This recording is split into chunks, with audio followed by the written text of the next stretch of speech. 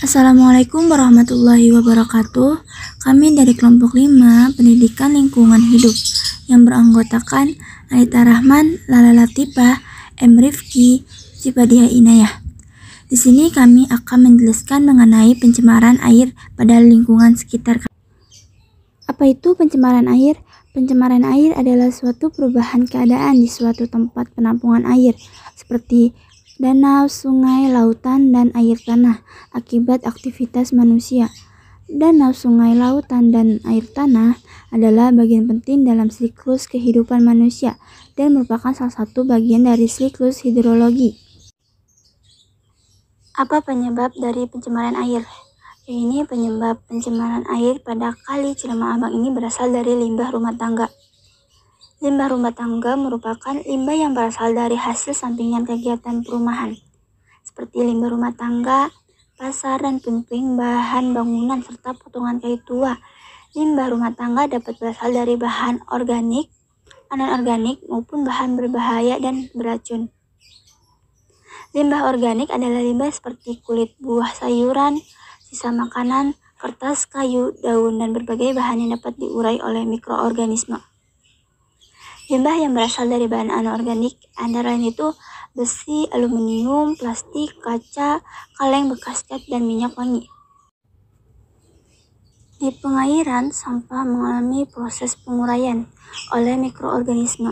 Akibat penguraian tersebut, kandungan oksigen dalam pengairan tersebut menurun. Menurunnya kandungan oksigen dalam pengairan akan mengurangi kehidupan biota di dalamnya.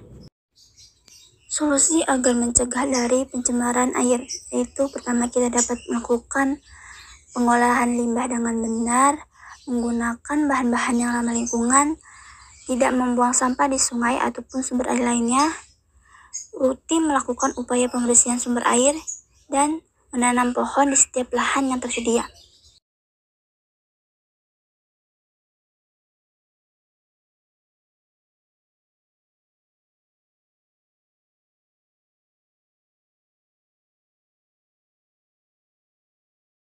Oke, dampak dari pencemaran air pada kali ini tuh disebabkan oleh sampah yang dibuang secara tidak langsung atau dengan sengaja oleh masyarakat sekitar pada selokan di sekitar rumahnya. Kita bisa lihat video kali ini bahwa selokan tersebut banyak sekali sampah, bahkan ada yang tergenang, tidak mengalir terus karena ada jembatan yang mungkin cukup lumayan rendah. Ketika ada sampah, sampah itu mungkin tidak bisa lewat, seperti sampah-sampah styrofoam yang ada di gambar, yang ada di video maksudnya. Jadi sampah itu terhenti di depan permukaan jembatan. Kenapa? Mungkin awalnya permukaan pada selokan tersebut itu lumayan dalam, tapi seiring berjalannya waktu, ketika masyarakat sekitar terus membuang sampah dengan secara sengaja ataupun tidak pada selokan tersebut, maka daratan tersebut akan semakin naik dan semakin dekat dengan pemukiman warga. Lalu dampak yang bisa dirasakan oleh masyarakat secara tidak langsung itu sangat berpotensi untuk terjadinya banjir. Kenapa? Karena selokan itu berfungsi untuk jalannya air. Lalu ketika terjadi curah hujan yang cukup lumayan pada waktu tertentu, yang mungkin tadinya itu selokan bisa menampung banyak air. Tapi dengan daratan yang semakin tinggi dengan pemukiman warga, maka selokan itu tidak dapat menampung air yang banyak karena daratannya yang sudah lumayan tinggi. Jadi sangat amat terjadi potensi ketika curah hujan terus menerus terjadi, maka secara tidak langsung warga itu akan merasakan dampaknya sendiri, seperti banjir, terus banyak kuman atau bakteri yang kita nggak tahu di dalam sampah itu, apalagi yang di jembatan ketumpuk itu ada apa aja di dalamnya. Dan itu sangat tidak bisa ditegur dengan satu kali atau dua kali, bahkan mungkin pemerintah sudah mencoba untuk melakukan pembersihan pada setiap 1 bulan sekali kalau tidak salah, tapi karena mungkin kurang kesadaran pada masyarakat sekitar, ya perbuatan itu terus berulang, tidak terjadinya perubahan.